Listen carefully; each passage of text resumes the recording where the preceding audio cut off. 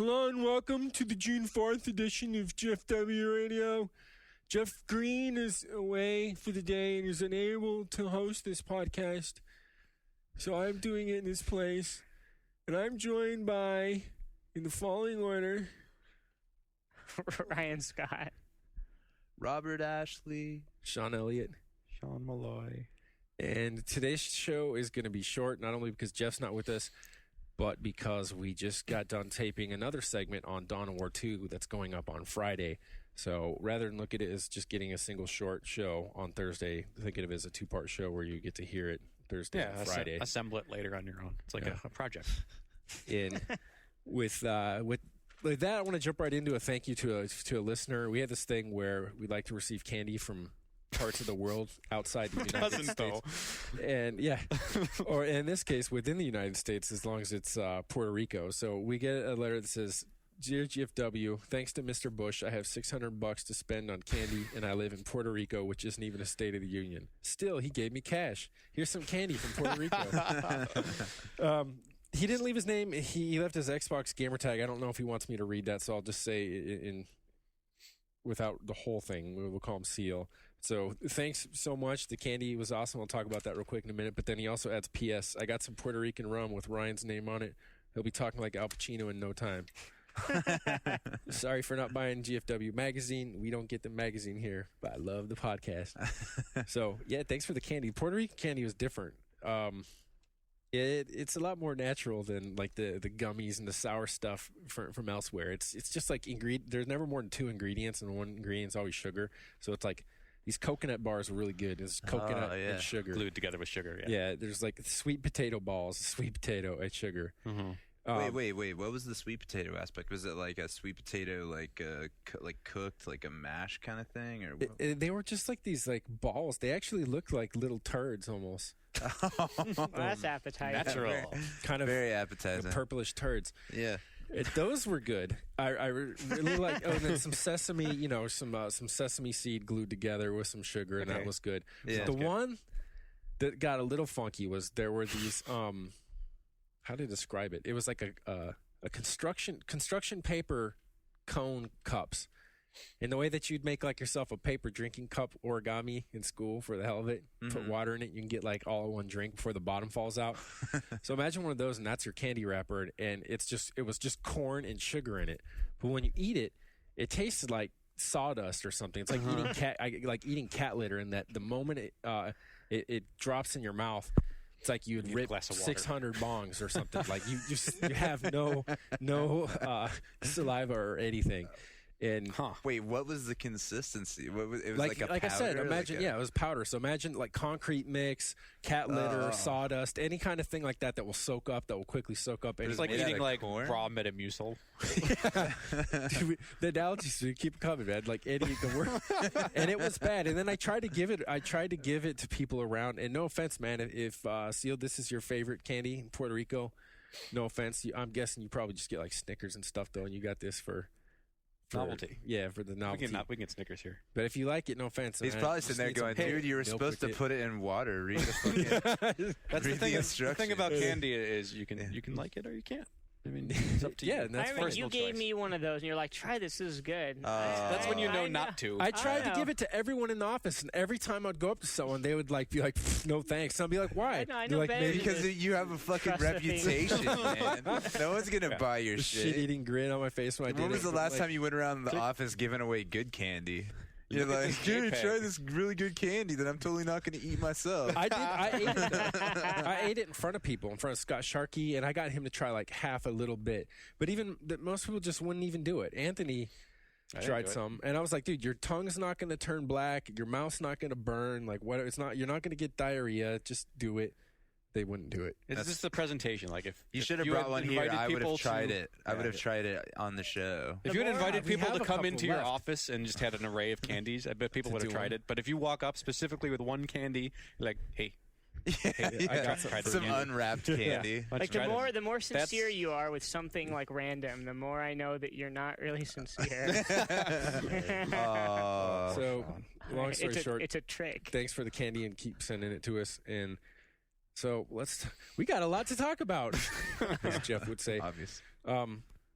I want to start talking about the games we played, and Robert, I know you played Trials 2. Yeah. As have I. Just came out Trials? on Steam. $8. Trials 2, and it's a fitting name. It's as fitting a name as any. It's the most accurately named game probably. This sounds like just by the title, I would guess it is just like a pure game. Oh yeah, I mean, it's a well, I mean, basically, no it's dressing. It's a motorcycle sort of stunt platforming game, sort of all physics based. Imagine pitching this as you describe it. Yeah, it's 2D basically, although you can go into but it's 3D graphics, 3D, to further 3D complicate graphics. Things. Yeah, but yeah, it's sort of you've got a sort of a trial bike, a motorcycle. And they set up all these different courses of ramps and all kinds of obstacles and stuff, and the game wants you to use this pretty serious physics to get across these obstacles, and I downloaded before it was on Steam. I downloaded the trial version because I remember reading it. Trial. Yeah, exactly. Because Rock Paper Shotgun had a mega hard on for it, and I tried the thing a while back, and I liked it, but I didn't download it. And then so it came on Steam, and I obsessively got into the game. This is what happens. Nearly entirely because I'm such a glutton for punishment in games. Like it's like you're playing N+, right? Ryan's thing for like collecting stuff. Like you had to get your achievements. Like I'm like that when it comes to like punishing. Like your achievements in Team Fortress. And stuff. Yeah. Like okay. I'm like that, except I'm compulsive about completing something that is retardedly difficult, and the game encourages it because it can sort of let you reset at any point in these racetracks. There are these little like checkpoints that once you cross them, you can reset back there and try the same jump over and over and over again. And you succeed in the smallest increments possible and feel okay about it too, right? Yeah. So say if a single course, like and say this again, the whole thing is viewed from the side. It's 3D engine, but you're only able to move. You can. Yeah. This is called front loading and back loading, I believe, in motorcycle terms. I'm probably wrong. I know loading is involved in it, but you basically lean forward or adjust your weight to the back of the bike. Those are options. And when you're in the air, of course, that will control like if your bike's going to tumble forward or backwards, and then acceleration and braking. And you basically just go from the left of the screen eventually to the right, but across a number of like just grueling challenges where you might have to jump something, and there's no way you're going to just basically hit a ramp and land on something else. What's going to happen is that you'll get your front wheel. If you're angled enough back, your front wheel will hit the top of the next landing platform, and your back wheel will kind of be down on the side, and you'll have to use the momentum of that to haul itself up over the ledge onto the next thing. Later on, there's like insane loop-de-loops, and when you come out of them, you need to be crouched down so that as you pass through. So say you do a loop and you pass through the exit tunnel, your head's going to get taken off if you don't duck down. Yeah. And so you think you're like, okay, that was cool, and then like something always goes wrong.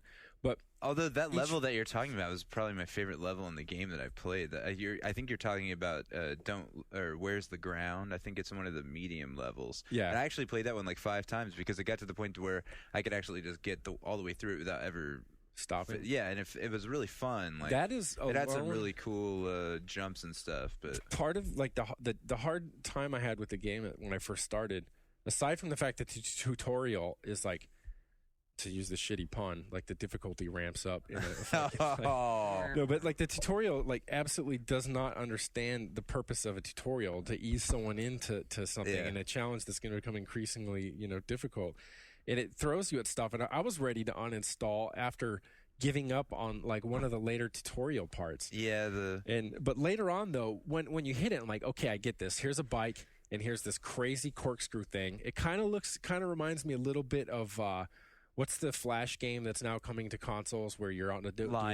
Line Rider. Yeah. And like maybe it's just about fluidly finding some path through here. But then it does have this, in the tutorial thing, you can watch a demonstration run, and when you do it, it will not only show the bike navigating it, but it will have the keys illuminate on the screen and let you know exactly when they're leaning forward, by how much, when they're like hitting the brakes, when they're going back, and you watch it, and it was just this really interrupted ride where it was always punctuated by full stops. Like you hit a jump, boom, hit the brakes, stop, adjust, prepare yourself, go to the next one. Yeah. And I was like, okay, that's a different way of looking at it. And then when I started to play it, like there were times when, because for the most part, I'll never do more than like hit 2 or 3 checkpoints at a time without having to try again. When you do it, you're like, okay, that's good.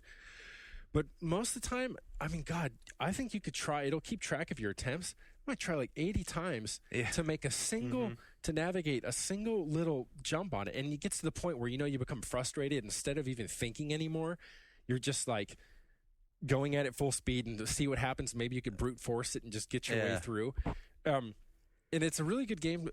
Well, it's not a good game but if it's the kind of game, if you're going to play it, I believe you should play it in Ventrilo when you're talking to other people, because it's like it's something to do in the background. I don't think it should command like the entirety of your attention. It's like when you're on the phone with someone and you got a pen, or if you're doing like Ryan now, you're playing with chords and stuff. But like if you're doodling on your phone book and drawing, you should play it while you're listening to GFW Radio. Yeah. I think that would work out. Perfect. Load it up right now. We'll give you a minute. Yeah. This game sounds like Excite-Bike with hard mode. It's not like Excite-Bike at all. Oh. Other than that they both have bikes. It is sort of in that, like, it is. Go left to right on ramps. Did have a really rudimentary kind of momentum thing going on, and this game is all about like what you're doing with your momentum and with your springs on your bike and stuff. And like, I found it. You were talking about using the keys. After the first few levels, I plugged in my Xbox controller, and I found it to be easier that way for me, than with the keys. But because it seems really digital, in that like a lot of times you just want to like tap. You can, I mean, but like the analog stick is nice enough for that, and so something about it just, I don't know, like maybe it's just because I'm still such a console gamer, but I found it to be just more intuitive than using my right hand on the arrow keys. Oh, you didn't use WASD? No.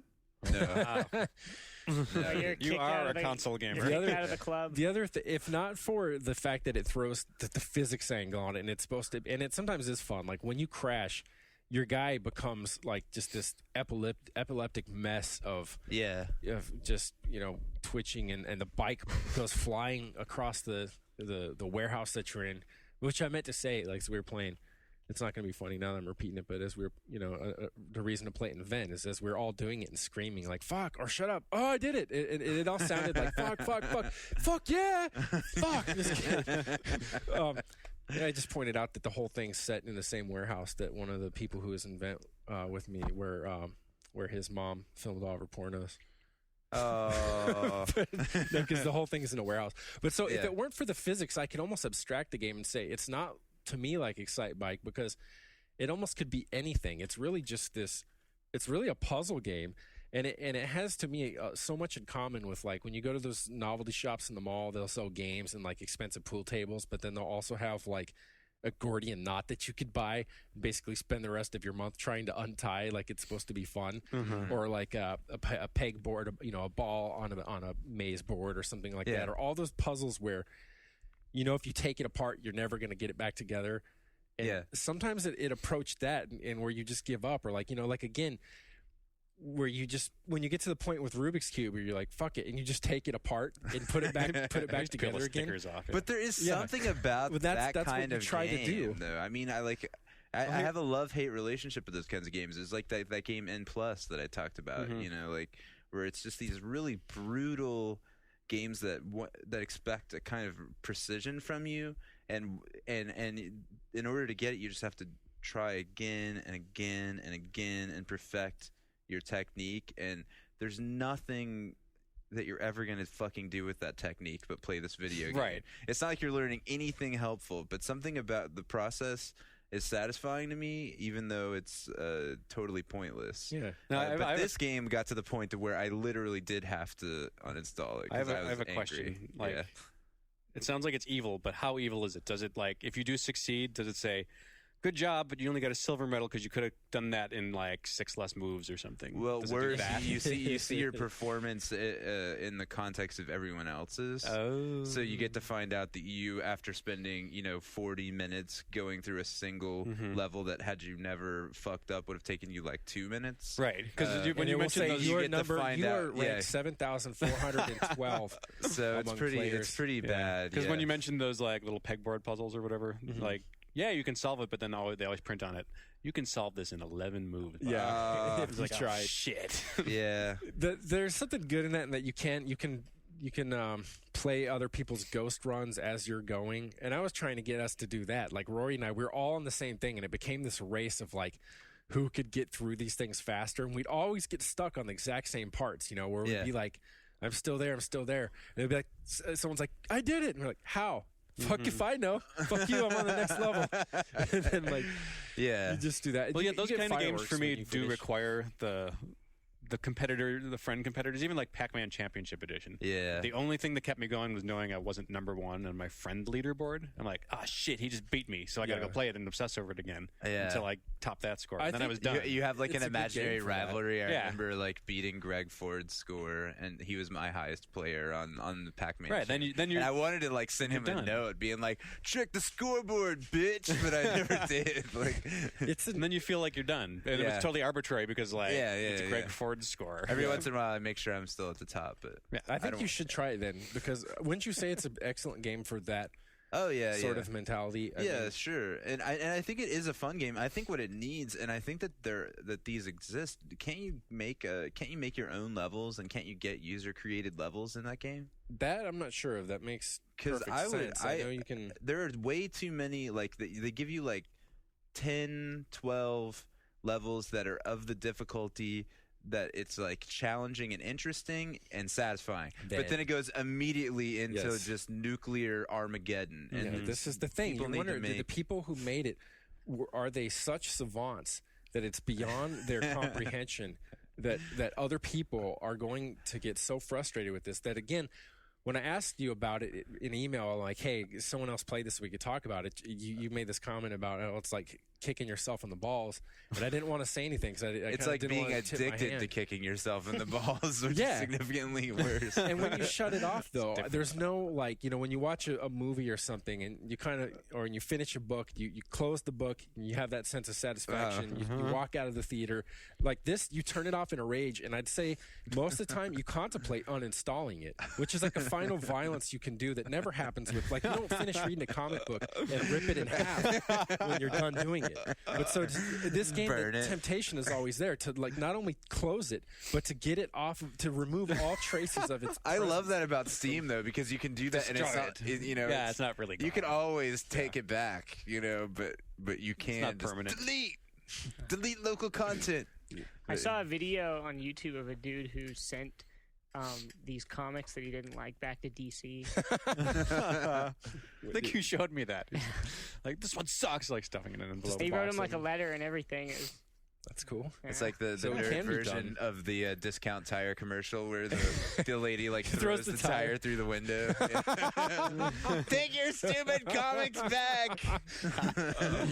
He shoves them in like their mail slot. Yeah. Make sure he bangs it a few times. But I think you can make levels in that game, because I think I might be wrong about that. If you can't, then they definitely need to let you. That's a feature I just never use, because no one ever seems to have the right system for finding and sorting and filtering those things out. Yeah. Like, they just need, if they're going to do that, they need like a really they should just have leaderboards showing like most popular downloads. Yeah, like, you know, something like that. So a place I don't want to rate them. I don't want to make levels. I just want to play. Just a feature I never use when there's like, if downloadable good people. levels. Yeah, I mean, if you have some sort of quality filter, I guess this is kind of us slacking, because this is one of the things that we could do. You know, I mean, we could like put together our top 5 runs, and I think what some of them should definitely do is, like you're saying, make them so easy that the fun is in just a continuous run under insane conditions where you're never like, oh my God, how do I do this? Where you stop and stare at the screen and think, how do I get from here to here? Yeah. It kind of reminds me of another thing of like the tradition of the concussion maps in Team Fortress Classic. There are mods where you basically just took and made them for medics and scouts who both had concussion grenades, and find ways for them to go through the most insane platforming circumstances that people could conceive of. But when you're thinking like, okay, you throw a grenade down and you just jump up to a platform, like they got so far beyond what anyone could imagine that's not familiar with them, that hasn't actually played the things, that it kind of reminds me of a game for that kind of person. But at $8, again, I think that it's something that it's worth trying and seeing if that's if it's the game for you, you know? Yeah. I mean, because every minute when I came in, I was like, fuck this game, dude. I was thinking like, this has got to be the worst shit I've ever played. But then like 10 minutes later, I'm like, I kind of like this, dude. And it's all based on that, like, masochistic, that back and forth of, I did it, I didn't do it. Yeah. And then Eli Porter again at the end of the level. I'm the best man. I did it. Now, I'd love that game a lot better if that's what happened when you finish the level. If Eli Porter, it needs more. It does give you fireworks, but it needs more like Peggle. Like it needs Ode to Joy and like a really big fanfare. Well, like it needs to like tell you. You worked for it, man. The opposite, because it's really. I mean, there are difficult. Yeah, there are some difficult levels, but if you fuck around long enough, you're gonna get it. And then it acts like when you do that, you've attained like fucking enlightenment or something. Like you've reached the highest level of humanity. That is brilliant game design. But I can get down with that. Like a game that rewards you more than you deserve. Yeah, it's like flipping a coin and then getting that for hitting tails or something. I want someone needs a Peggle mod where it throws up like Fulbright scholarships and like Nobel awards and like all kinds of stuff on the screen in addition to the fireworks. So you're granted access to heaven. I just want a game that tells me that I'm a really good person, that I'm smart and good looking. People like you. An affirmation game, You're smart enough. Like you get a headshot and then like people just start calling out of the woodworks to congratulate you and like tell you stories about how they knew that you were going to be great. And they're games like that, right? I mean, Half-Life's like that. Like Half-Life 2, you're going around every time you run into someone from the Resistance, they're like, "Holy crap, are you Gordon Freeman?" Yeah, it's like totally ridiculous. Halo tries to do that to some extent, with like that's the Master Chief. But I mean, I think they're games that more literally do it in that like every little thing you do, they want you to know that, Yeah. Well, I mean, that's sort of what satisfying action is about. Is just it's like the God of War thing. Like you don't have to make it like Ninja Gaiden precise, as long as you make it seem like by hitting these buttons you are literally tearing someone's limbs off, right? And giving you the most satisfying possible feedback. And it also borrowed part of God of War borrowed the whole like evolution or de-evolution of combos in games too, where you used to have to work for it, and then you got to the point where like Killer Instinct was really like you'd input the equivalent of like a 7-hit combo in Street Fighter or less, and you'd somehow get 80 out of it, But then now they get to the point where these games, it's like all it counts is all the combo meter is how many times you fucking press the X button since the time you turn the game on, But that's like another way of telling you, hey, you're doing good, man. Yeah. Just keep you're on good at at this. Keep on hitting that Look button. at that. You just tore that guy apart. It gives you an achievement for it, too. I did that in Ninja Gaiden, too. Like, you could, surprisingly, that of all games where, Itagaki, the producer, is like, this is a fighting game mentality informs this and stuff. I was able to just mash a guy with the same button and get 100, and I got an achievement and all this stuff. It's like, wow. Yeah, I mean, like Devil May Cry 4, you would use your soul orbs or whatever they were called in that game to unlock basically, level 1 of the combo with XXX, then you would unlock XXXX, then you'd unlock XXXXX. Yeah, that sounds almost as bad as Dynasty Warriors. Well, I mean, I don't know. People that think that like the achievements in games should be won through like seriously hardcore play are a little warped. It's like you're not really doing anything when you beat Ninja Gaiden 2 on the hardest mode besides ruining your life. I'm sorry. True. You are not doing anything. Yeah. Read a fucking book. Now you got to be careful that you don't review that game for anyone, because then all the etards will be. I don't like, review games. See, dude, he's just a pussy. Yeah, he couldn't handle it. Whatever. Master mode. I got better. What else are we playing? Yeah. Oh, I'm boring. I actually went back to GTA 4 and tried to put a dent into that. So enough GTA 4 talk for the entire lifetime. If we don't, I mean, I know Conan's going to come up. We've got S.T.A.L.K.E.R Sky, which we're free to talk about. Oh, good. But Eddie. I mean, I haven't been playing anything. I've been playing Crysis. Our options right now before we. I can finally talk about Lego Indiana Jones. Yeah, tell us about Indiana Jones. That's got to be definitely along the lines of like a game that, because all those Lego Star Wars games are all about like way to go, satisfying you for absolutely nothing. Oh hell yeah, that's what that is. Those games are way cool. Ego inflated. So is the Indiana Jones game as cool as this? It's like exactly the same. It's just like those, except you're Indiana Jones and not Luke Skywalker. I admire those games for And it's good. allowing you to progress in them, no matter how impossibly drunk you are. Like you cannot be. Yeah, you can't lose those. Your mind cannot be altered to the point that you would not be able to beat Lego Star Wars. Mm-hmm. Arcade games worked that way, but it just was about how many quarters you had in your pocket. But you could conceivably be as drunk as you could and still stand. That's true. Maybe leaning on the cabinet to maintain your balance. You got You could still do it. You got to still go to the right, but you just your friend could sort of lean you. I guess that's true. Yeah, that was totally a game where Star Wars, where this would have bugged me in any other game. Like the force powers you have, where you press a button to stack up Legos in a way that lets you access a new area. Any other game, I would have been like, how come they just don't like lay the Legos out and say, try to stack up something you can climb? This one, they just like press X, it builds into a staircase. So what that was okay for me for some reason. Yeah. Because it's freaking Lego Star Wars. What about Lego Indiana Jones, Ryan? How is it like utilizing sort of the Lego brand? How is it leveraging the Lego brand? No, how is it using how is it using the Lego theme? Because unlike some of the other Lego games that I've looked at screens for, show you how informed I am. That's with Lego stuff. I've looked at Where the whole screenshots world for a was lot of Lego composed games. of Legos. Like this one, I'll see like natural environments with Lego components in it and stuff. Like it's like you're playing Legos in the grass or something. Right. It's it's like Lego Star Wars. Like the whole world's not. I don't not say made out of I haven't Legos. played Lego Star Wars though. So like, break it down for me. Like Robert made me break down the world of Warhammer 40,000.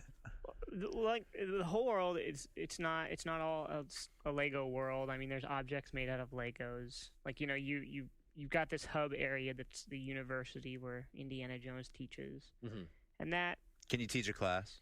you can't. You Oh, can that go sucks. punch Oh, out wow. some people walking Yeah. around. That's pretty Okay. cool. That's cool. You used to do that. But I mean, like there's a library, there's bookshelves. They're normal looking bookshelves. So people and With- all man-made artifacts are. I mean, there's Or some Legos. Lego like plants and stuff laying around, but But it's mainly just the Usually you can break characters. The those. characters are Yeah. done in the Lego yeah. style, right? I mean, there's Usually in something- those Does games, the fact that they're made of Legos matter in this, though? I mean, in the way that you, Sean, you're talking about composing things from the Legos in the Which you environment don't in do, Star right. Wars. Yeah. I mean, the game does it for you. Oh, I see. I mean, it does some like cutesy little stuff in the cutscenes that like, in the scene in Raiders of the Lost Ark where the big German mechanic gets his face, whatever happens to it with the propeller. Uh-huh.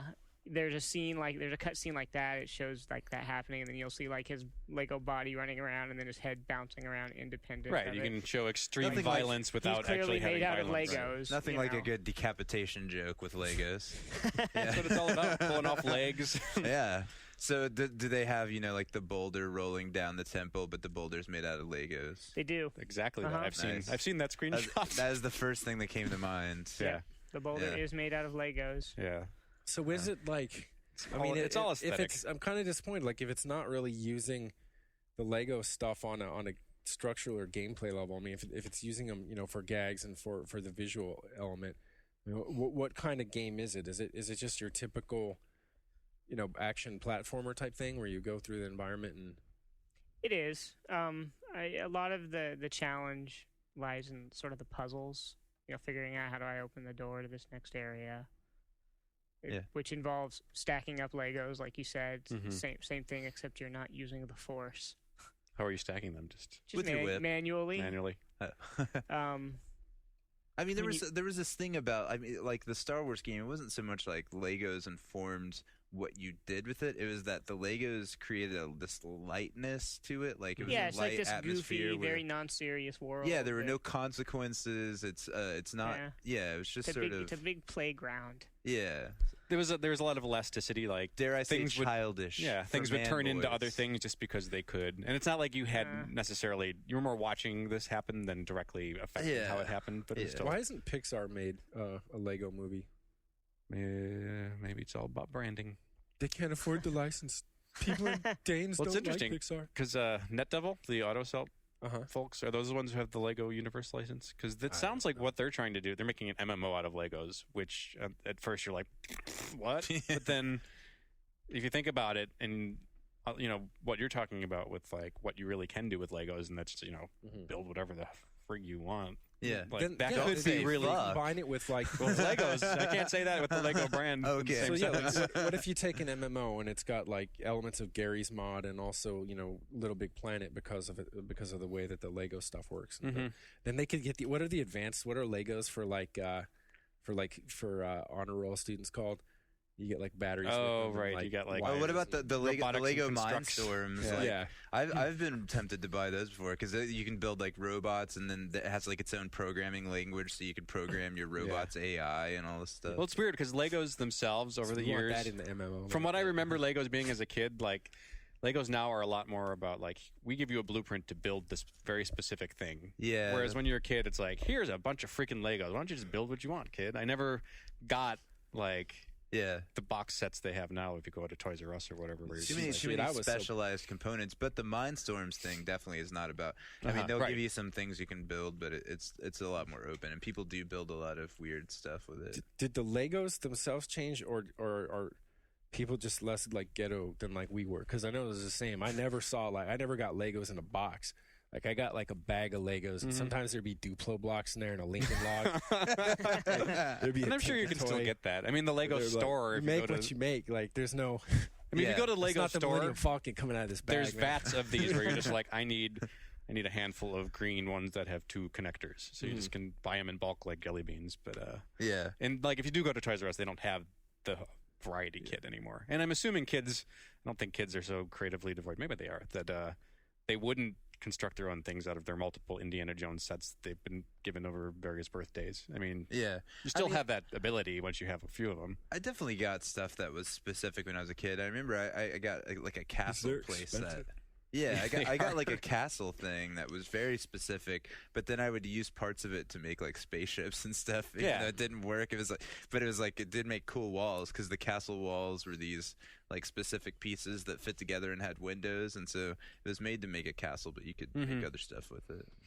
Yeah, I always made like the most ridiculous looking things though, because I just didn't have any care about the aesthetics of like the colors. Yeah. So I was not going to Surfaces bother and- to like try to match colors up, and so everything I made looked like total junk shop. Light bright. So I I think think- you made some beautiful light bright Oh. images. Yeah, actually, I never had a light bright. Really? I wanted one though. Well, that's I wonder how many houses Light Brights burned down. Light Bright for our younger listeners is basically like a plastic little cabinet with a light bulb in the middle, very hot light bulb. and then like a grid. You put a black piece of paper over that and seal the whole thing up, and then there's this grid with holes for pegs, and you put colored pegs in, and it punches through the black paper and then illuminates the lighted peg.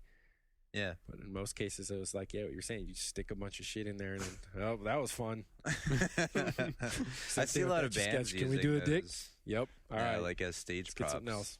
Yeah. No, but Legos were a big part of growing up for me. I always went to the State Fair of Texas and went to the Lego competition and looked at the things that people made with Legos and wished that I could like make my own like giant thing. People would make like cities, or they'd make the Millennium Falcon or something, before they had those kit, kinds of right, kids. yeah. Like giant scenes where you had people still do this today, but Yeah, where it's like $1,000 worth of Legos or something, and every poor kid coming through there is Or like, like I wish I could take that apart. Lego Land, and they've got entire cityscapes and stuff. Yeah. Reconstructions of Paris and New York. So Yeah. Ryan, anything else? Any other thoughts on? It's pretty fun. Pretty My- fun. Good mindless fun. Yeah, that's how I would characterize. No Lego Star consequence for Wars, too. anything. Yes. It's good to What's have that a game teaching like our that children, though? sometimes. Nothing they don't already know. Oh, okay. That's true. So we saw Robert. You played some. You're still playing Stalker, right? You're Yeah, saying you got I'm sort of stuff. held up at the moment. But They came by with they being GSC Game World came by with Stalker Clear Sky, which is kind of like a prequel. Well, it is a prequel. I don't know why I said kind of. I gotta go, guys. I don't feel right. So yeah, they came by with the prequel, and it's first of all, it's just visually arresting. I mean, this is what they showed us. They turn it on, and they're like, before they even explain anything, they just kind of like load it up, walk around this town, speed up the movement of the sun across the sky so that you see the dynamic shadows and stuff and wind going through. Who doesn't And do you're like, that though? I know. And so you're like, well, You got your way, because the first thing I'm talking about is that yes, it looks better than S.T.A.L.K.E.R, which I thought was a pretty good looking and highly atmospheric game, but it was kind of a weird demonstration. There was some language barrier there, just asking, well, what are you showing us? What are like the consequences of this? Why are you doing this? And one thing that did sort of I was able to make sense of immediately when they showed us is there's this marsh level.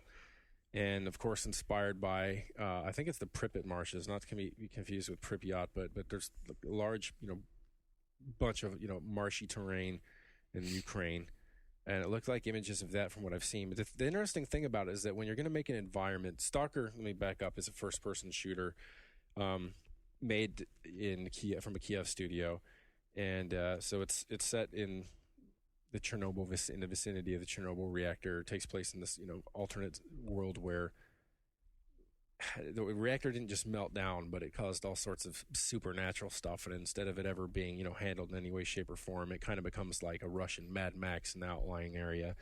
So you're in these marshes in the party showing, and it's pretty cool because most people wouldn't think to make an FPS level in such a absolutely flat environment. Usually want elevation changes and stuff, and here you have a horizon that's almost perfectly flat. It's only broken up by whatever trees and tall grasses, sedge and stuff you see. And as you're going through that, this is interesting because you don't know what's going to come out of the bushes immediately in front of you. Some mutated boar could rush out.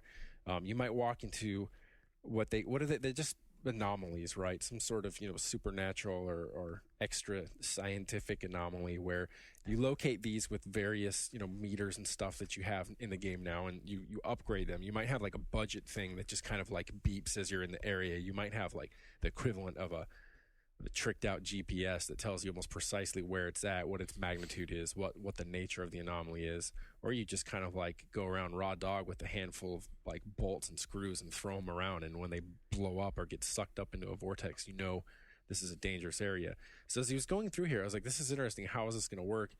It was immediately cool because I had never seen this sort of environment in a game. But then when he climbs up in this tower, it's it's really a hedgerow maze or something, like a labyrinth in a castle, where it's not until you have some ability to get up above where you're at and you look at the lay of the land and it's just massive, and you're able to say, this is basically the path I need to take. And you have to mentally map what you're going to do to get out of this place. There's a little bit of a board crossing some, maybe it's a quicksand type area here or something, and then climb back down and say, now I got to translate that view I just had into my experience of going through this thick grass with this really moody horizon and stuff. That seemed pretty cool. So wait, is there any indication when you're playing that you, the player, should really look down there? Because I think most people would be inclined, upon climbing a tower and seeing a view, not to take it at the value of a map. They would kind of take it as look how cool this looks, and then leave it at that. This is why I'm saying piecing it out, because it wasn't the demonstrator was telling us any of this. Mm-hmm. He was like, look, I'm walking through a marsh. You should be noticing the reflections in the water and the way that the shadows are dynamically moving as the sun's, the way the reeds bend under your feet. Right. And it was but it totally made sense just looking through it. And it just communicated that to me just through the design of it, right? Mm-hmm. I mean, if you're in a flat area in real life and you see one opportunity, well, are you going to climb a tree? If you see a tree, you're going to climb the tree and see what you can see, I mean, and the way that it was set up, and of course it encouraged you to go up to it just by even being there, right? If you're in a flat environment in a video game and there's one tower, right, what are the odds that you're not going to go up into that tower?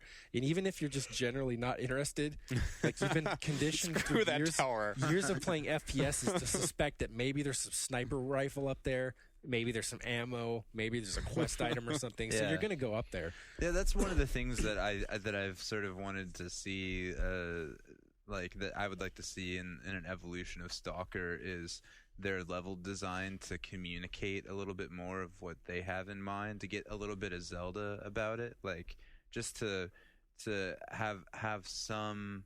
I mean, sometimes you want it to go no. I just want there to be some intuitive design, to let you know what you can do, what you should do, that sort of thing. Mm-hmm. Not like to beat you over the head with it. I mean, as it is, like get a little more Valve-y maybe. A lot of times playing the original S.T.A.L.K.E.R, it's almost like you really are just roaming around the Chernobyl exclusion zone, which is cool. But you do know, if you look in your PDA and stuff, you'll get indications of where you ought to be headed.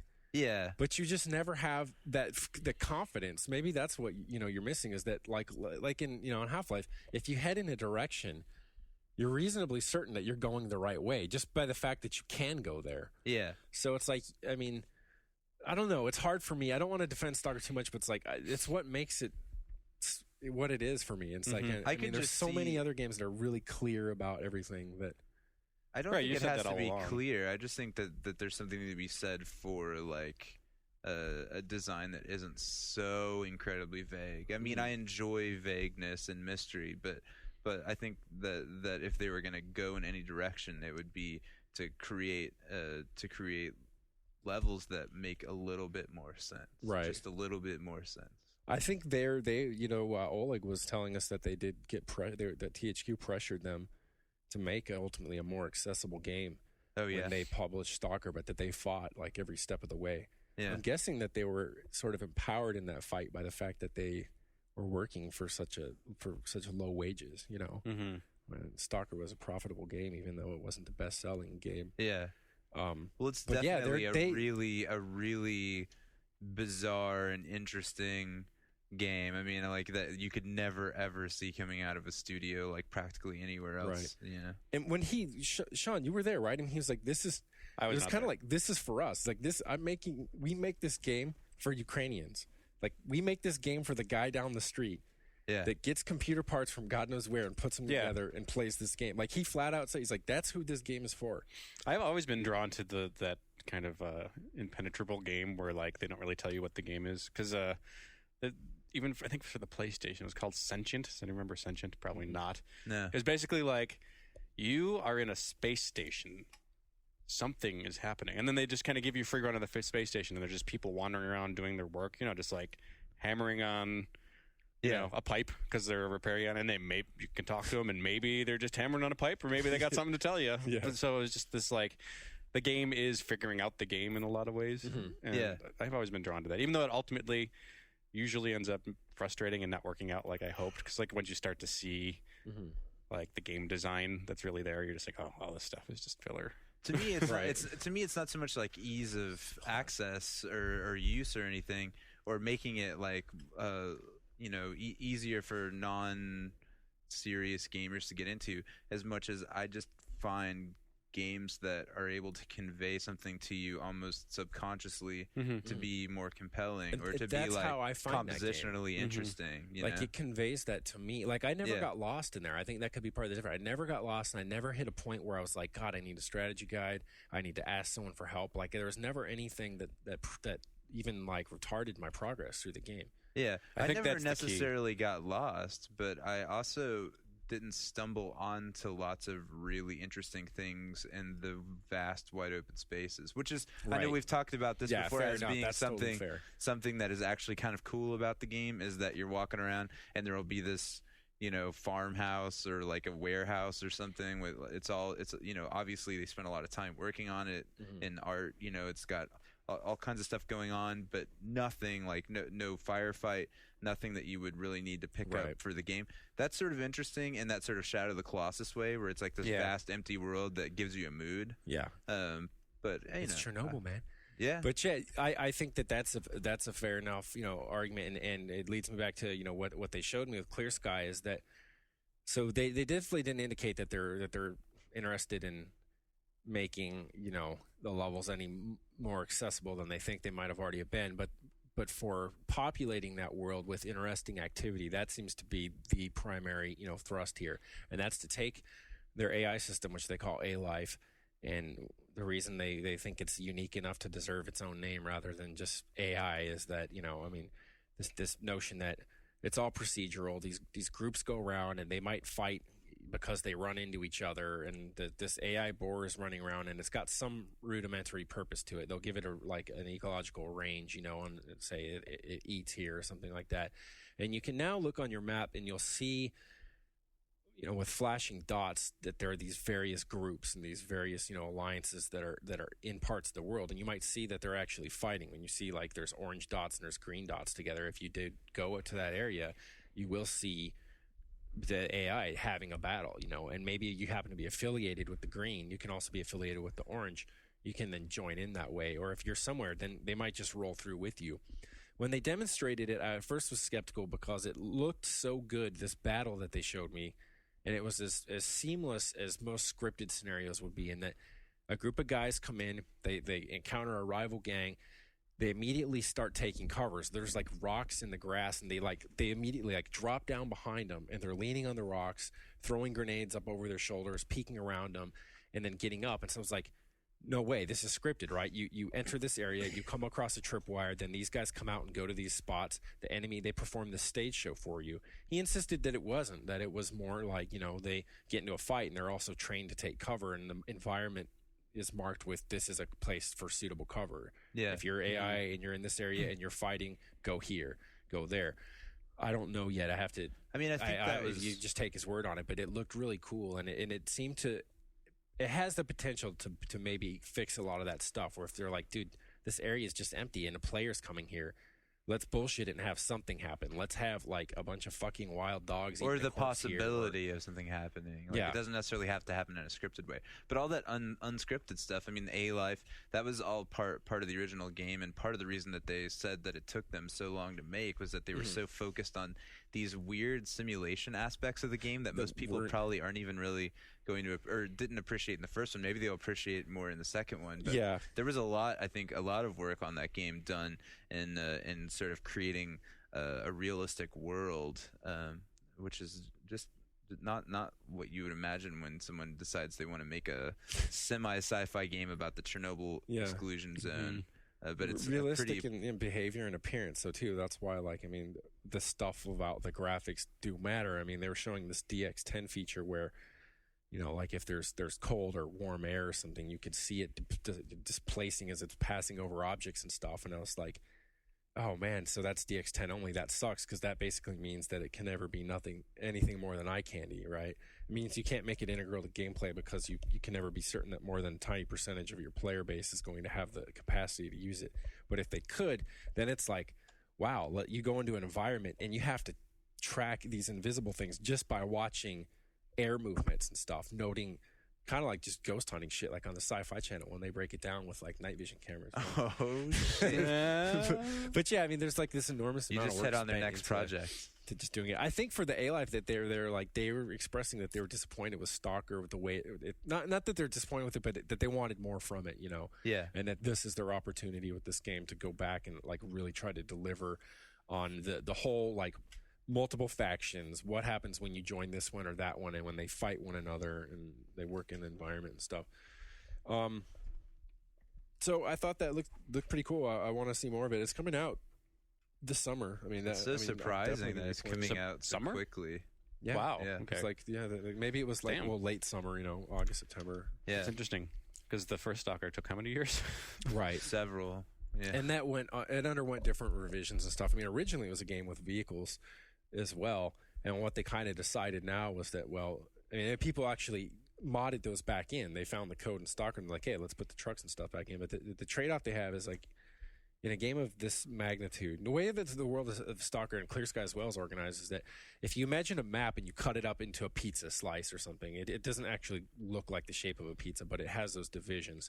And you can go anywhere you want in one slice, but then when you cross the boundary into another slice, you load into this other area. Mm-hmm. But then they're all connected, and you don't if you want to go, you don't have to go clockwise around the pizza to get to other slices. You can cross over in any direction you want to get to these. So the world is like that, but you have these loading things. And what that means is that they do that, for one, because they want that high degree of fidelity in each environment. If you're going to render the whole world like Oblivion style or something, you have to have some trade-offs. And then when you introduce a vehicle, it means traveling really quickly across these, and it means hitting those load points, like in Half-Life 2, where it's like you see a tunnel coming, that's your cue that to go get some coffee, go get it, get something to drink, Yeah. So they avoid that. I mean, you probably wouldn't have been shown this, but I was wondering like how well those pizza slices match up, because one of the things in it's S.T.A.L.K.E.R like is that messy amoeba. Yeah, like one of the things in Stalker is that Or a map. You think of a map of countries. Yeah. But like while those countries like butt up against each other and you can go between them, it's funny like how you will cross that line of loading and look back and it's sort of like doesn't really match in the game. Do you know what I mean? The environment doesn't? Yeah, like they don't match up in perfect seams. Like you'll be crossing like close to a gate. And then it'll cut into a load screen, and then you look back on the other side and you don't see the gate. You're like on some hill somewhere, and so there's some like There's like a rudimentary some places they actually wooden do town reuse version. the assets, so they are one-to-one. There but there are others where you yeah. don't. Like toward the stadium. Have you been there? The stadium's a definite jump. No, I don't think I've been there. I'm just outside Pripyat. Yeah, I think that's another one too when you get into the city. Yeah, I mean it's no big deal, but right. I mean, a lot of games will put up just enough of what it used to be there to make it look kind of right. It's like, it's funny. Yeah, there was that tree there and maybe that cave entrance, but it didn't quite look like that. Yeah, I feel like Stalker is one of those games that where like you like it so much that like all the little sort of almost lo-fi, like low budget, even if it's not low budget, but like sort of homemade feeling aspects of the game only enhance your love of it. Mm-hmm. You know, like when you go to the inventory screen and it like jumps at you from like 1996. Yeah, and there's like this really lame looking dude there who's supposed to be you, and all the little graphics of the things are pretty like but I don't know. It's one of those games that like it's the more I sit on it, the more I kind of like it and appreciate it for what it is, you know? Yeah. And it's like, and the less relevant all that little stuff comes back. So it's like, if I was talking to someone who was just playing it and they're like, yeah, but the fucking inventory's a mess, or like this and this, and you'd be like, you get to the point where you're like, where it's closer to criticism. You're like, well, that doesn't matter. Like, this is like, if I was to write a review about it, I was like, I'm not going to talk about that shit. Right. You know? Yeah. So we have only got 20 minutes left. Let's move on to, because we've got a few other games. But, you know, this is a good segue because you were talking about earlier listening to foreign music. Oh, that is. Yeah, I mean... Okay, let's hit this up real quick and then go to Conan. Because I feel that way about this game, that there's something about its foreignness that it makes you appreciate it. No, that's perfect. Yeah, because I kind of been wanting to bring this up for a while because now it's been like a month when I started listening to like some French rap, some French hip-hop. And it's... like to the point where like it's instead of just dicking around with it for like a couple listens in a week, it's like that's pretty much all I've been listening to for a month. It's like, and the thing about it is that like this game, yeah, sometimes things from other places can help inform you about how you read, you know, the things that you in your own language that come from your own culture and stuff. So for me, like listening to it, and I want to recommend. I'm gonna play a quick snippet of it, but Kenny Arcana is like an Argentinian who then, you know, emigrated to France, and I think her stuff's fantastic. It's just listening to it, you can even here's another important thing. I had, you know, in high school and college, I took some French courses, not enough to ever become fluent, but enough so that like maybe every 3 out of 10 words or something I understand. And I find that anytime it's a food item. Right, anytime it's a food, all I hear is just like just crepes and fucking cafe. But hearing enough of that is like where it's not entirely strange to me, and also because it's heavily influenced by, you know, American hip hop. But as I'm listening to it and stuff, I'm like, oh, like this just sounds fantastic. I mean, like the flow. Yeah, you got the flows, man. Tripping about the flows. But sorry, that's from the Bub Rub video. YouTube it, Bub Rub, BUBBRUBB. And the delivery and all the stuff just sounds incredible. Then I started looking up the translations for the lyrics and you know, translating myself, and then, you know, filling in the blanks where I could. And I was like, okay, wow, this is neat, because not only is it like this is music that sounds great, but if it were, say, American English, you know, language music, I would be prohibited from maybe liking as much as I do, because the lyrics would be embarrassingly bad. Yeah. You know, it wasn't just that. I was like, wow, is this just a cool coincidence that these are good lyrics, you know? Insofar as an English speaking person who's like deciphering French lyrics to sing, but it wasn't stuff that was immediately embarrassing. It wasn't like the equivalent of like rhyming ladies with Mercedes and party with Bacardi and that kind of shit, you know. And so she's really into, you know, like this anti-globalization movement stuff. And so I started listening. So I branched out from there. I rocked that. So wait. The French hip hop, the French rapper is anti-globalization. Yeah, that's bizarre. Because most of the French hip hop scene is from people who, if their parents weren't born outside the country, or they were immediately from outside the country, so from French speaking and sometimes non-French speaking, like Eritrea and Somalia and stuff, from the North African countries, some from South America. And so there's a lot of this kind of like post-colonial theme that goes, and the French love that as well. I mean, yeah. The big, sort of postmodern. But it's a little ironic. I mean, being like post-colonial with like colonial culture. With the colonial culture, yeah. It's kind of. I mean, it's not just a simple colonialism is bad. I mean, it's not. Yeah. I mean, well, not that, but globalization. Yeah. So of course they have to deal with that, and there's some that they would want to say this is rap in French as opposed to French rap. Yeah. I mean, there's some artists that actually want to distinguish that. I mean, but I think the other thing about listening to it is so I picked up some other artists. I was like, wow, I like these too. And then I was interested to find out that I would start finding tracks with some of the same artists that I was picking up together. And it reminded me of how, in English language music, like I'm really into Sage Francis, and I was also for a while into Jolie Holland, who's sort of like a folk singer, and the two have nothing in common. And then all of a sudden, like on the next Sage album, a track turns up with her singing on it. Yeah. And I'm like, what the fuck? Like how is it that so the demographics pin, and I'm like, is this even possible when I don't even understand the lyrics and I'm from another culture and I'm still getting these kinds of overlaps and stuff, but it makes me think about to what extent is it the delivery of the music, to what extent is it the lyrics, all these other things. It's like kind of a nice mirror to hold up and make you think about, what it is you like about music in the first place, and it challenges some of your if people ask me, well, what is it that you like about that determines the rappers that you like, you might say, well, it has to be the most insightful and thoughtful lyrics, or just really clever stuff, wordplay and all this shit.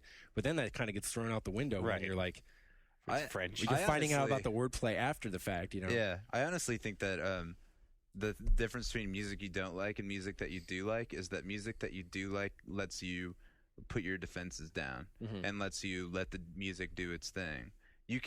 Almost anyone can like almost any kind of music. Yeah. But you just resist it because it is this emotional kind of thing, and it is for people of a certain age like a identity defining thing that you're critical to like a crazy point, especially in like the era of like MP3 downloads and massive, gigs of music out there, or that you could listen to. That once you find something you're like, I like this, and you let those defenses down, you embrace it fully, and it doesn't matter. Like you accept all of its flaws, even if you find out after the fact that the lyrics are retarded or whatever. You're just into it. I mean, I find that with music all the time. Like it's all about like getting to the point to where you're willing to just like. Let your critical mind turn off, and because you're kind of scanning things for how they'll contribute to your identity package. What are they going to say? What are they going to signify about you in the same way that like your bookshelf does, and all these other things. And you get to the point where you're like, just listening to it for the sake of listening to it. The other thing though was that like, because I have most cases with music, I've always got someone who's on the same page, like your close friends, you usually listen to the same stuff, it's like Rory and I always listen to the same stuff, but then it's like with this, you hit the one where you're like, there's no way anyone's going to listen to this but me, and then you're like, it's kind of weird. It's like terra incognita for music, like this, you're on your own with this, man. Like if people are coming over to your car, you're not playing it. You're going to talk about music, you're not talking about it with anyone, which is kind of like I've been waiting to talk about it on the podcast, That's how it is for me with like most music though. Like people don't really, I mean, I listen to just a lot of cheesy shit. Like I really love the band Bread from the 70s. They're like an easy listening like folk rock band. I mean, I literally think they're like geniuses.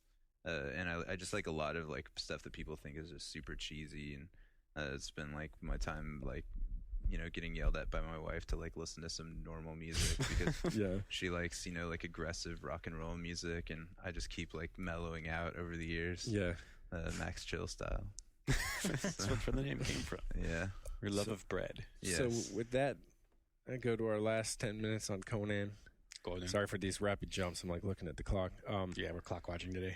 Let's get us like the WarioWare episode. Yeah. Ryan, you started playing. Sean, have you started yet? Nope.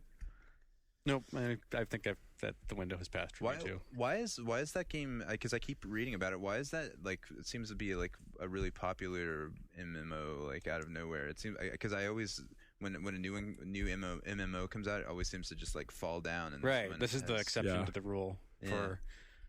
Why? I don't know.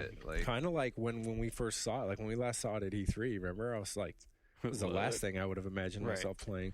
To me, it seems it's drawing a lot of PvP people. Yeah. It could be any number of factors. It could be just burnout on current MMO, and then happen to come along at the right time, or maybe they weren't ready to jump to the next game when then Tabula Rasa came out months ago. There could be a million things. Yeah. I honestly didn't expect it to. But you don't find anything in the game that I didn't play it very far. And okay. Everyone I've talked to finds something in the game that I'm just not interested in. Mm-hmm. So I'm like, well, you're talking about how the PvP is what's drawing you in, and to me, I'm just like, well, I don't really care. So why would I play this? Yeah. But what I had played, and your group though, that's also the other thing. And my that's group, probably the biggest factor for me. Well, it is social because it's like if Duncan and Rory and Matt and James and Anthony weren't playing, I would not be on here telling you that the PEP makes it. I wouldn't even be playing. Right. So it's like if you have if some catalyst sets in motion and people in your group start playing, you'll end up playing it. Right. Yeah. I mean, the way it works now is the people I play games with are playing Warcraft still. So. Yeah. And anytime I've always been interested in like almost every one of those games that came out, Tabula Rasa. But like you need at least one other person to jump over there with you that you want to play with. They have to hit like a critical mass too, and I think this game hit for a lot of people hit that critical mass like really early on, and that's what's Yeah. So I wonder if marketers ever try to because nowadays like it's all about getting like community influentials, whether be it in like clothing or music, to advocate for a product to their friends and the people that they're in a community with. I wonder if there's been any like Age of Conan like. That's a really good thing, but I mean a good idea because you have like. I'm trying to think of Malcolm Gladwell's terminology for it. I mean, which I found to be like really effective, like explanatory power. But it's basically really just like, early adopters is another way to look at it. But like the people who are setting trendsetters and early adopters and stuff. But if you can isolate those, the alpha versions of those in MMOs, and convince them or just pay them. To play and advocate the game. I wonder bring their friends with them. They can set in motion like an avalanche. Yeah. If you get enough of them that will build and gradually start rolling and totally propose a conspiracy theory here. Like we don't just have to grab eyeballs. We have to like grab like these pockets of people. Like they all have to want to migrate. It's it's like trying to get you to move out of your city or something. Yeah. What I'm feeling now at level 32 in the game is, which may not seem like a lot, but it's taken quite a bit of time to get there. 32 is pretty. Is that there's like usually. I'm just kind of like disappointed in the disconnect between the metagame that's what's worth playing in any MMO and then the actual game. The actual game being. We have an infestation of infected wolves on the perimeter of our town. Go out and get me the pelts and intestines of 24 of them. And the metagame would be when, say, for example, we find this player and we start beating the shit out of him, and we go to a spawn and keep beating the shit out of him, and then he starts screaming how, "Oh, you guys are in for it now! I got a world of level 80s that are coming that are going to steamroll you." Oh, you think you were going to do some quests tonight? Good luck with that. And then it just like basically just keep. It's kind of like when you're in a forest and you hear a twig snap and you get scared and you just say like, Robert, you got the shotgun? Good, I got the 45. It's like this guy's doing this in the MMO world, like talking about his like imaginary level 80s that are going to come and get him. And then eventually he did get some friends, and they weren't the ones that he was threatening us with. And then you just tell them like, we're going to just beat the shit out of all of you again and again unless you kick this guy out of your guild and leave him here. And if you leave him here to our mercy, then you guys may pass. And like that's the metagame, and that's the fun part. And now imagine if instead, if the game... Right, but is that in the design document? Right, but what if the game wants to encourage this kind of thing with like, we just got our guild town, we have our own, we have our real estate and buildings, and this we're going to have to start defending it, and it can be destroyed, and this is a way that it starts to integrate this into the game proper later on. But what if like even at the point where I'm at, it was able to say you go talk to the feudal lord of the town, and his part of the usual thing, his text, instead of that the town's overrun by rats, is that like, hey, I'm an unpopular guy here, these guys are thinking about rebelling against me. It's time for a little like old bait and switch. Let's say that it's these band of brigands that have been fucking it up for this whole town. I need you to go kill them. But then what it does is it randomly finds like a guild that's online in your area that's at a comparable level and says, you need to kill. Your mission is now kill 5 people in this guild. And then if you do that, and then you go back, then you get your reward and stuff. And then they're trying to run from you, whatever they're doing. It's like we now have to worry about, instead of just arbitrary ganking for this metagame and whatever like shits and giggles these people are trying to have, like they're determined to do it because it's part of the official world, And you could do stuff like that. I'm to sure some there's degree, some tech, Sins of a Solar Empire experimented with that with the bounty system. Like that was a way that the game kind of said, you should attack these other people because of this unrelated game mechanic. Well, I mean, it's related to the players, but the game itself is kind of establishing that. Yeah, it's integrating it. Yeah, exactly. So it's like you put a bounty on a mercenary thing, and I'm looking out the door. You gave me a 3-minute warning. Almost though. So I'd like to see that. Ryan, you've got a different take on it. Low level play and not playing with Well, I have a level 5 character, so take this with a grain of salt. Mini grains. I have not played very much of this game, but my sort of knee-jerk reaction to Conan so far, and I'm going to keep playing more just to see how it turns out, because you've been telling me about all the hijinks you guys have gotten into. You got to join. And this should appeal to you, Orange. because you always complain that like the games just they don't make them like Ultima Online anymore. And this sounds like this still doesn't sound like Ultima Did you Online. you see the video? The video of the guy with the horse approaches Ultima Online. He basically gets his horse. He goes to these canyon walls where you're taking these mountain trails that are only like wide enough for 2 people walking, and he backs the horse up and he just waits there. And he's level 80, so that if there's level 30s coming by, they're like, let's just run by. But then he kicks them with the horse as they go by and knocks them off the mountain, where they fall to their deaths. And the video has him doing it over and over again. Of course, it's playing yakety sax, but it's like, imagine you're the gatekeeper, and it's like, you kill this fucking guy on the horse, or you get your ass kicked off the mountain every time you want to go, or a rope bridge or something. That's not Ultima, but that's pretty good. That's the spirit of Ultima, and it does live in the game to some extent. Oh, God. Well, so my thing, like, my knee-jerk reaction to this game, I'm still in the newbie area. I guess you're in the newbie area, pretty much till level 20. Mm-hmm. 19, right? It's mechanically, it's just like WoW. I mean, it's like I look at this and I'm like, I've done this before. Why do I want to get invested in this thing? Like, it's fundamentally like the same game that World of Warcraft is, and Lord of the Rings Online, and like it doesn't seem. In this brief window of time that I've played, it seems like these mechanics are all sort of exactly the same. Yeah, I would agree. Rather than compare it to World of Warcraft, which I haven't played, but I played some Lord of the Rings and Auto Assault and Guild Wars, and on that level that I always talk about, those games are all the same thing. Like, they have different embellishments on them, but structurally they're all identical. And I've been. Again, obviously not firsthand, but I've been seeing some people complain that the end game isn't quite so varied once you hit level 80. People are already hitting 80 though. Well, when you're 50 50 to 60 is supposed to be a big content gap, right, and then perhaps it's 70 to 80, with 60 to 70 being fine. But yeah, that's. But I mean, once you hit that level cap. Like I look at WoW. WoW is the one exception where, like Blizzard has this philosophy where it's like, we need to hurry up and get people to this level cap so they can experience the real game that kind of starts at that point. And most MMOs, and this is my problem with, I'm just using Age of Conan as sort of a jumping off point, but my problem with most MMOs is like, you're not working toward anything. Once you hit that level cap, there's really, it's like Lord of the Rings Online. It's like, here's these 2 dungeons that you can do, and it's like that's really it. And for an MMO to really pull me away from World of Warcraft at this point, it needs to be at least as sophisticated as World of Warcraft out the gate. Like, I need to know that I'm working. Right. I haven't heard anything about Conan's like endgame, quote unquote, this kind of stuff I'm doing now in WoW that really interests me.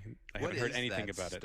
It's the raiding and all that. When you do a raid, when you do and you no longer can get up to a higher level, there's a different progression. What's your motivation? It's like a gear progression at that point. I mean, you're still attaining stuff to get to the next stuff, but it's kind of a more protracted and way more social, actually. Yeah. At least in WoW structure.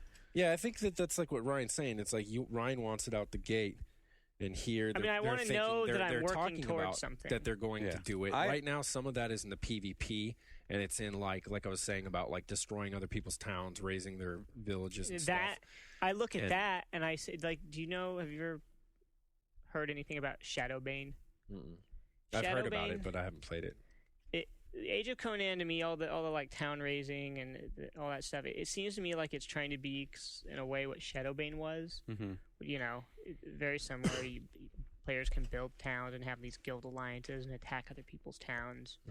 And you know, I've played that game for a good 4 or 5 months, and that sort of stuff was like all there was. And, you know, I'm crazy about PvP. I love PvP, but I don't want that can't be the only thing. Right.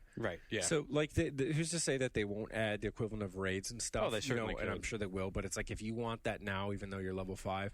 The other thing that differentiates us, you guys are probably the ideal consumer if they can get you because you'll continue to play. I don't look at it. I'm not going to play. I can tell you now, because I don't want to play any MMO. Like, I don't, like, month after month, the way I play Company Heroes. You know, like, I've already got my money's worth out of it for, you know, the $50 game, and like I'll play it for the 30 days I have and get as high as I can, and like after then it's like I don't need, this is not my new home. It's not like I'm choosing the town where I'm going to buy a house and where I'm going to educate my kids and stuff. And I mean, I don't say that to insult you for wanting that out of the game, even though it's idiotic and I can't believe you do it. even though he's insulting us. I'm just joking. Okay, we're getting kicked out of here. Yeah, we're getting the sign. So, we will be back next week. Jeff is not going to be here, is he? Don't forget Friday. Friday we got. Yeah, tomorrow we have a Dawn of War special going on, and Jeff is going to be out in Europe, in France. So I'll have to ask him to score me some vinyl. That's not for a couple weeks, though. Yeah. Oh, he's okay. So at some point. Some point in the future. Maybe I'll have more Age of Conan to talk about next week. Okay. And a lot of review stuff. I wanted to recommend people check out MTV Multiplayer. They had a week dedicated to looking at issues surrounding game reviews. Is pretty interesting, and there's a lot of clicks that lead off of that site onto others, such as Variety and elsewhere. And we'll talk about some of that next week. And we out. Sa petite Marseillaise débarque, dis-leur que c'est l'heure, dis-leur. Sa petite Marseillaise débarque, des balles, ses rimes écorchées, dis-leur qu'une fois dedans, je sortirai plus des bas, dis-leur que je me fous de la tendance et de ce que les gens disent, que je compte brûler leur nom.